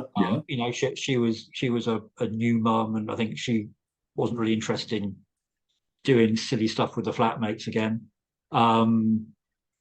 So we were kind of looking around for singers, and it took it. You know, we had a couple of singers we did demos with that, you know, we kind of met, and quite a lot of singers we met that just weren't right vocally, or just didn't have the right personality, or they wanted to be paid for it. They want to do session work. It's like, no, you know, you're in a band, you kind of do it because you want to be, not because you want to make money from it. You know, it's not a career move. But then, yeah, and we had a couple of kind of false starts. But then when we met Lisa, it was like, this is like being with Deb again. It was like, you know, it was like those things that Deb made the Flatmate special were there with Lisa. And in fact, the first practice we sort of had, I think we got halfway through the first song, and me and Rock just looked at each other and was like, yes, this is the right thing. And like, he looked at the keyboard, so I kind of looked up, you know, on guitar amp, you know, about a minute and a half into the first song, went, yep. You know, I think we had the same thought at the same time. Is this is that kind of that magic dust, that X factor that Debbie had. We found it again in Lisa, and that was, you know, she could deal with hecklers. She could, you know, she had personality. She would run around the stage bashing cymbals. You know, she would sort of like give lip back to the audience, and could sing and had attitude, and that's kind of what made it the Flatmates. And sort of, in fact, Debbie came along to a gig we played in Bristol, and seeing the 2 of them standing side by side, it was like, really? Yeah, it's like, how do you do this? Wow. You know, actually, you know, put them side. It was like sort of like jumping 30 years or something, you know, between the 2 of them. Yeah. Yeah. It was almost like seeing mother and daughter. You know, it's like striking gold twice, you know. It's yeah, like, yeah, and you know, and Debbie went, oh, she's really good. Yeah, she's a really good singer, isn't she? You know, but it's funny, you know, it's sort of, someone sort of said to me, no, it's not that you kind of replaced Debbie. You know, sort of Debbie was a prototype for what the band is now. Now this is what the band should be. It's like the old lineup is not sort of like, it's like the sketches that Leonardo would do for his masterpiece. Yeah, right. You know, it's not that sort of, this is kind of the lineup's changed, and you're not the right Flatmates. This is the Flatmates, and that was sort of that's what you went through on the way. It's like Pokemon evolving. This is the third stage. This is the the Right. final stage of Pokemon. That's the sort of that's the kind of prototype that you went through to get to where you are now. And I quite like that way of looking at it, because Yeah, I do too. it doesn't feel like we're kind of going out there and doing a tribute to the Flatmates, or struggling to kind of replicate past glories or something. Right. It's the same band. It's different, but some half the song. In fact, yeah. But I mean, half the set we do is older songs, because people want to hear "I Could Be in Heaven" and "Shimmer," but then the rest of the kind of old songs we sort of rotate. We sort of go, "Oh, I quite like to play that song. Yeah. We haven't played that one for a while. It'd be good to play that one again." It's kind of our choice to play it, because we want to play it for fun. And then half the sets is new stuff. Yeah. There's an art, talking to musicians that play live, an art of a playlist, Yeah. getting, like you said, the familiar ones, and then interspersing other tracks in there, Yeah. always keeping the audience, interested, never. Yeah, and there's new songs that people shout out for, like they're kind of old favorites, that people have seen us a few times. Yeah. If they don't, because they didn't necessarily see us back in the 80s, they don't Right. distinguish between Shimmer and whatever their other favorite is, that is the new song. They're just part of the Flatmate set. So don't sort of go, everything else is not as good as Shimmer or something. And it's also sort of like, the songs that you put before the big ones, because when we play Shimmer, it sort of it starts off with just rock, just holding an organ note, and it's all just a do, and then that D just comes over the top of it. Yeah. So people haven't seen us play, live. They don't, you kind of get their attention. It goes quiet because there's just one organ note playing. When they hear those three notes, then there's the recognition, and that's Shimmer. Yes. And you have to kind of place that. You need to set up a bit of a come down before you then kind of build that in. So it's almost like part one of the set finishes, and then part two starts with Shimmer and ends with "I Could Be in Heaven." But also, we used to open the set with "Happy All the Time" for quite a while. We started off, because kind of go up on stage and it's like dee diddly diddly diddly dee, and everyone starts dancing from the start. Right. I think more recently we opened the set with "Shut Up and Kiss Me," which is kind of which is quite Blondie-ish, really, in a way. It's kind of we play that, and the way that Matt plays the bass line makes it feel like an early Blondie song. Yeah. And it kind of starts with that kind of Ramones riff as well. So it's kind of, you put down a marker. People who like the Ramones and the Blondie, you kind of get 16 bars into that song, and they go, "Okay, I'm interested." It's sort of it's like a bit of a calling card. So it's a good one to start the set with. It establishes what people are going to get the next 30, 40 minutes of thing. So, well, I had a comment on one of your recent singles. Well, 2015, you did a cover. Recent, yeah, it's pretty. It's pretty. Now, it's so funny. Once I get into the new millennium, it's just time has flown by. When you talk about somebody, that was born in 2000 or whatever, I still think they're like little kid. No, they're 25 now. 20. It's like it's mind blowing how fast time. I think of the 90s, like it's yesterday. And it's not. It's so so far removed. I've got two sons who were born 1998 and 2001. Yeah. Right. My youngest son tomorrow is like 6'2" They're or adults. something. Exactly, they're adults. But anyway, from 2015, you covered Prince's "When You Were Mine," and Comedian, originally Comedian, the female version by Cinerama. And that's the first time Cinerama has come up doing these interviews. The band, David Gedge of Wedding Presents, other band. In fact, one of our early support slots, I think probably our second gig, was with the Wedding Present. Okay. I think because we put the Wedding Present on, or Rocco put the Wedding Present on one of these gigs. The three of us, a guy who was a local promoter in Bristol, who kind of had access to his club, and also me and Rocco, who kind of had access to the bands. So the three of us got together. But sometimes I pick a band, sometimes Rocco would get a band, sometimes both of us would agree there's a band we wanted to put on, and sometimes we get approached. I mean, we put on Sonic Youth at this club, and had a really big sellouts. That was one of the ones that packed in Primal Scream. There's some pretty big bands at the time would play, because the Tropic Club would hold about 300 people. So Right. it's kind of in rooms. So if you only have about 50 people there, they'd be on the area in front of the stage, and then you could have more people that would be on the raised bit where the bar was. So it's sort of, and the whole thing was all underground as well. So if there was a fire there, then it'd be everybody would. Well, David, wedding smoking was allowed as well, so it'd just be a thick fog. But wedding, we put on the Wedding Present a couple of times in Bristol, so we've kind of known it for a long time. Yeah. Well, they had the really short songs like the Ramones, Wedding Present. All of their tracks were really short. Yeah. But I have a copy of, the reason I mentioned Cinerama, I have a copy of Disco Volante. Right. And I don't know if you're familiar with that album, but I like the spaghetti western sound of 146 Degrees. Do you know that song? I don't actually. I mean, Okay. I was a Wedding Present fan back in the day, because I think we went on tour with the Wedding Present because we shared the same management. Right. We had the same manager. So when they did, they did a tour. One with the balloons. It was run to support a single.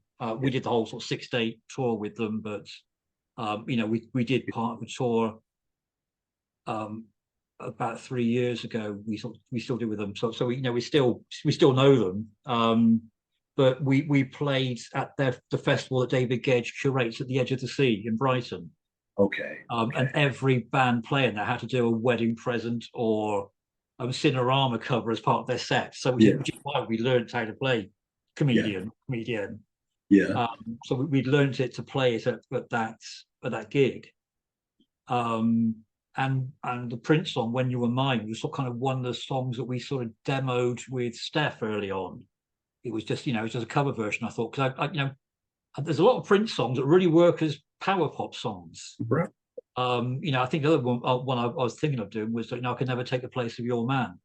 Which kind of, you strip them down and they're just really good, pop songs, power pop songs. Can be played, by a guitar band. So we also got approached by a record label in Italy called Astro Girl, who kind of specialized in releasing singles by girl-fronted bands, and the woman who ran that was a Flatmates fan. So we sort of, because we're gathering stuff towards an LP, we didn't want to go and put out 2 of our own songs. So we sort of said, well, how about the 2 cover versions? So we sort of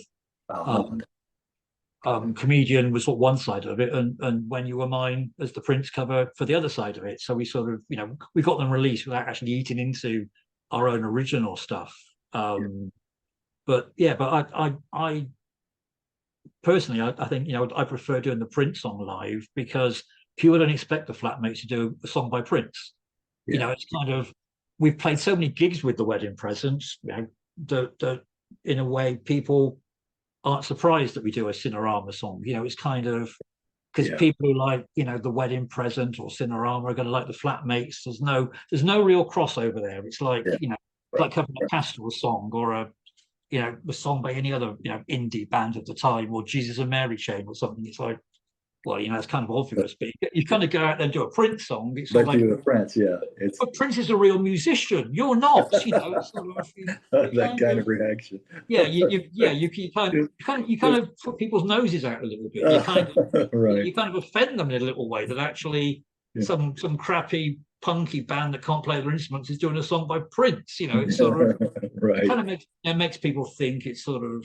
And then also the indie kids will kind of go, you're playing a Prince song, you're not doing a cover of. No, you guys know the Pastels. You can listen to the Pastels, you can listen to Jesus and Mary Chain.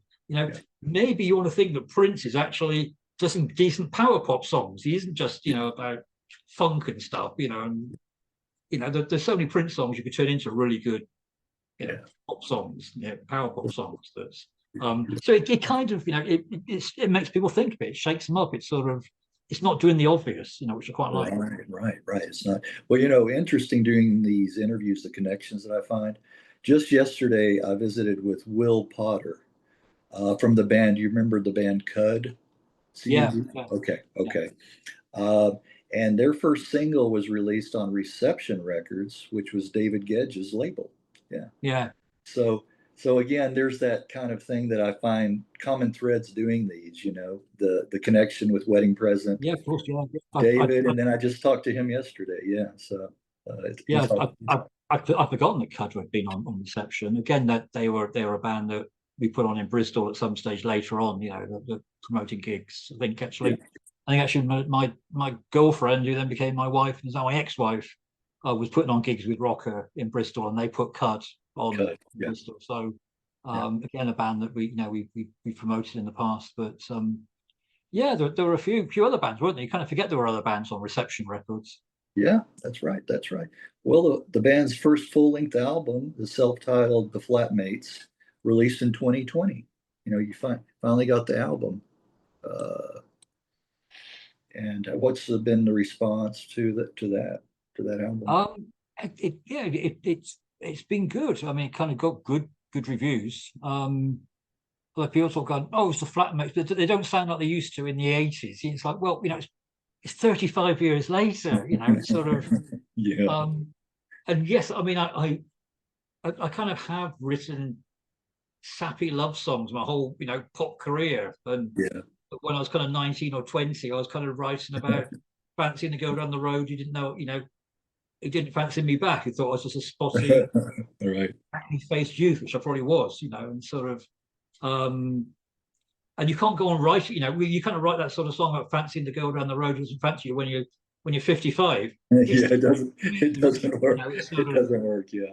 it's sort of like, yeah, I fancy you're in a school uniform. And it's like, hang on, man, you're 55, you're not 18.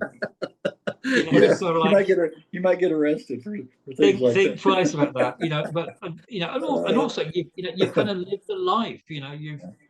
you've fallen in love, you've got married, you've had relationships break up. There's Yeah. more to it than just I fancy you, but you haven't noticed me.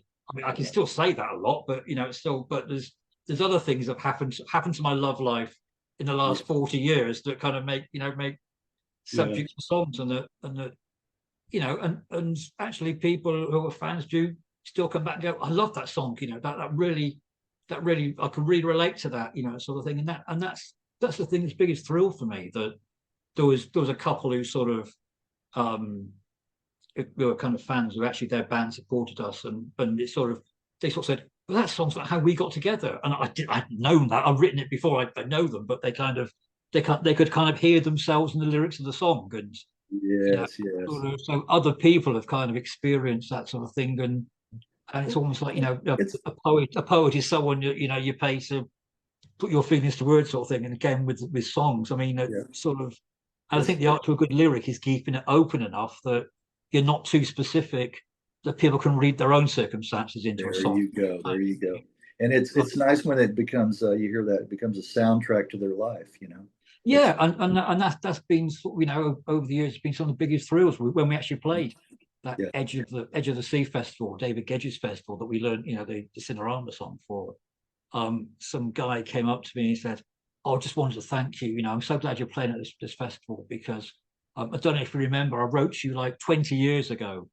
Yeah. Go, yeah, like I can remember one letter from 20 years ago. And actually, I could remember him writing, because he wanted permission to quote from, I think, I Could Be in Heaven at his wedding day, Oh, something. It was sort yeah. of, I think, like, look, if you quoted from it, I'm not going to know. I'm not going to stop you. I'm not going to take out an injunction if I heard about it before and say, you mustn't quote my lyrics at your wedding Yeah. day. I mean, great. I'm pleased that you did, and sort of. It's actually, it's not like, I think it was about 15 years before that you'd written to me and said, can I quote your lyrics? And you said yes, and I quoted your lyrics from your song at my wedding day, and so thanks for that.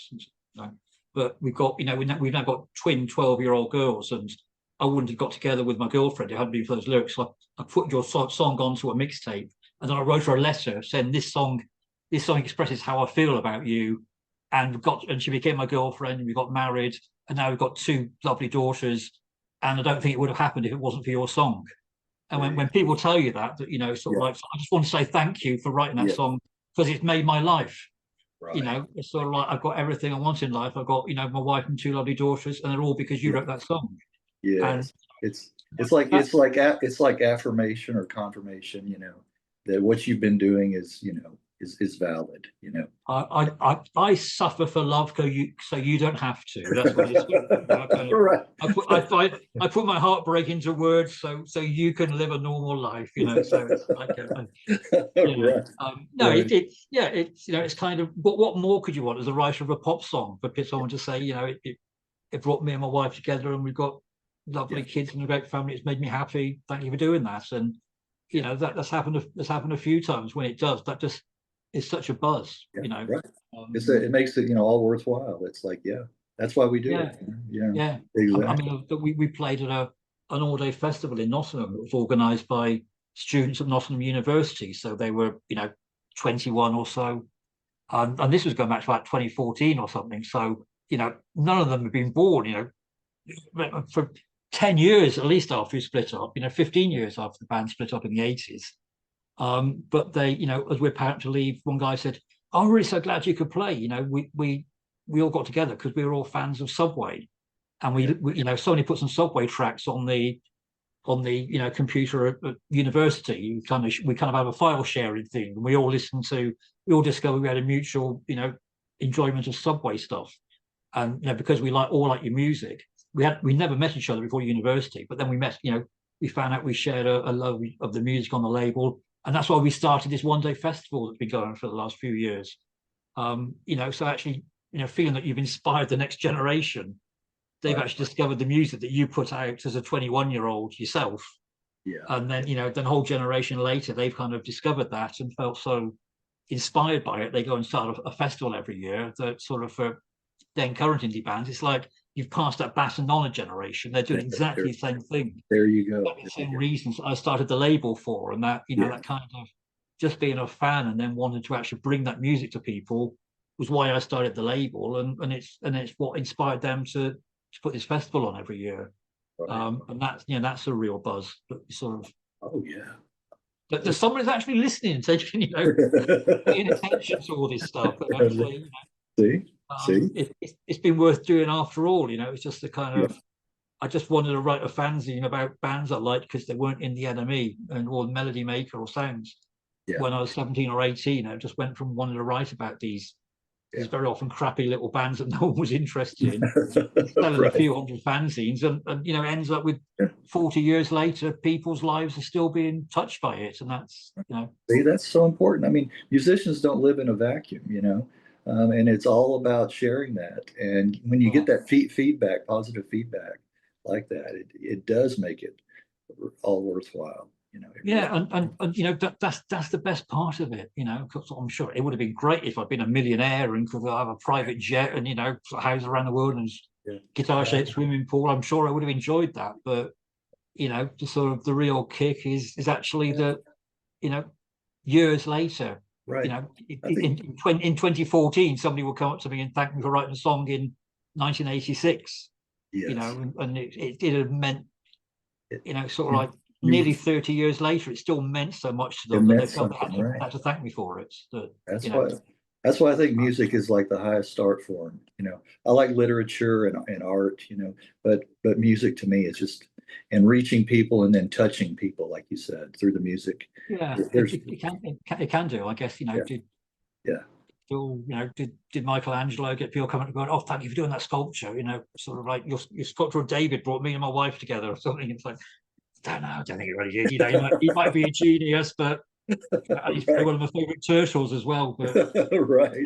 Yeah, people thank exactly. Leonardo or Michelangelo for Right. for their sort of thing. Right. Maybe the extremely wealthy and powerful Yeah. Well, benefactors did saying, I look really great in that well, portrait for me, they but they they inspired the Ninja Turtles, so absolutely. there's And something several generations, it's sort of there's something. what they do is still celebrated. So it's worth yeah. Very, very true. And Well, I'm sure Michelangelo and Leonardo will still be very pleased by that, probably their greatest accomplishment. So right, I'm sure. Well, Martin, what's going on currently with the band? You guys playing a lot of live shows? we haven't played like about a year. My last gig was in Greece, Athens. Okay. Athens, Greece, not Athens, Georgia, at the Pop Fest there last summer. And we headlined there Saturday night, which was great gig. Yeah, and and just being able to go to Greece, being able to go to Athens, sort of in 24 years after his singles come out, and actually have a room full of 300 people, dancing to your songs that you wrote years ago. It's sort of like, well, it still means something to somebody, and the fact that the front row was mostly kids who were sort of like in their early 20s and sort of weren't born for decades and after Yes, exactly. and I Could Be in Heaven came out, and and was singing along. They knew the words to the songs, and you sort of go like, this is like, if you've been in the front row at some university gig we played in 1987, Yeah.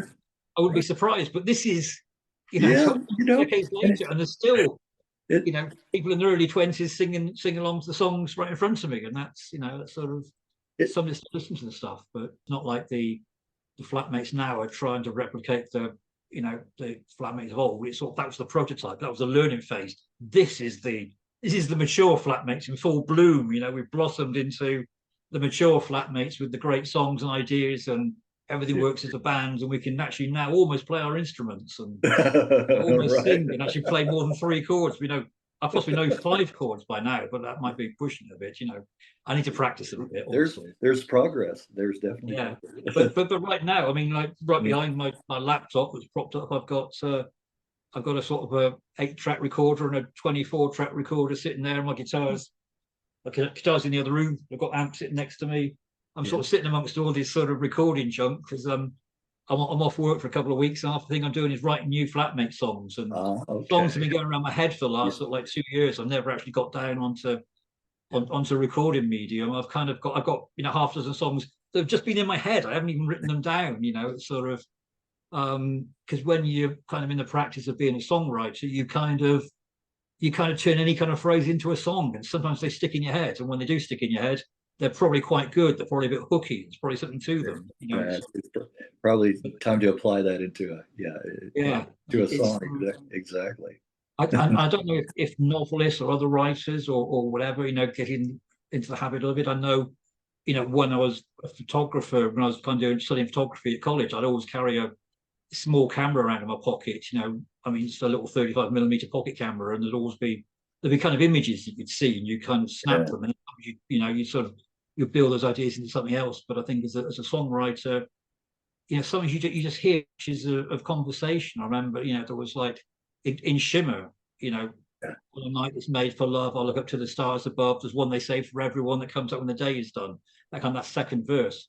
I mean, I was at a party when I was about 15 or 16, and this girl was drunk and looking out the window going, the stars look lovely tonight. I can't see any, but they look lovely. There's one for everyone, That's what they say. And that, that kind of what this drunk girl was saying at a party when I was 15, then comes in Shimmer, 6 or 7 it comes out, there's in a kind of slightly more ordered way. But the whole thing of what she was saying, like looking at the stars, and there's a star for everyone, then kind of into a song. But you sort of and in fact, Shimmer was when Rocker was driving me to go buy a car. I was buying a second-hand car, and there was one for sale, and we drove over the Avonmouth Bridge, which is just outside of Bristol. It goes over the River Avon, but it's got kind of a long, it's got a sort of it arches in the middle, and it was on a really hot day in July or August, and there was this sort of heat haze was rising off the road, and Rock went, "Wow, look at that shimmer on the road," and it's just that. And I kind of had this sort of this 3-note pick of this chord. I kind of done a demo of some ideas. Went D D D D D D, and everything just came together at the same time. The same week that I kind of done that, Rock has talked about this shimmer on the road. Yeah. Yeah, shimmer. That's kind of those notes are a bit shimmery, aren't they? And it's sort of, there you go. And then just various sayings and phrases that just seem to be kind of appropriate. Well, Martin, I want to thank you again for doing this. Now fans can, or anybody interested can check out the Facebook page, right? Yeah. We kind of update it from time to time, but all of our stuff and Rocker's record label outputs available from Local Underground. is the name of his label, and it sells Flatmate stuff. So also go to the local underground site. I don't know if it's localunderground.co.uk possibly or .com, but local underground. Google local underground, all one word, and you'll find Rocker's page where his stuff and Flatmate stuff is available from. It's on there as well. Okay. Okay. All righty. All right. Well, thanks again. And I'll send you a copy of this probably in a week or so. And then you can post it and put it on Rocker's site and Facebook. Yeah. All the best to you. Okay, Martin, and keep in touch. And I will too. Yeah, you too. Great. Thanks very much, Greg.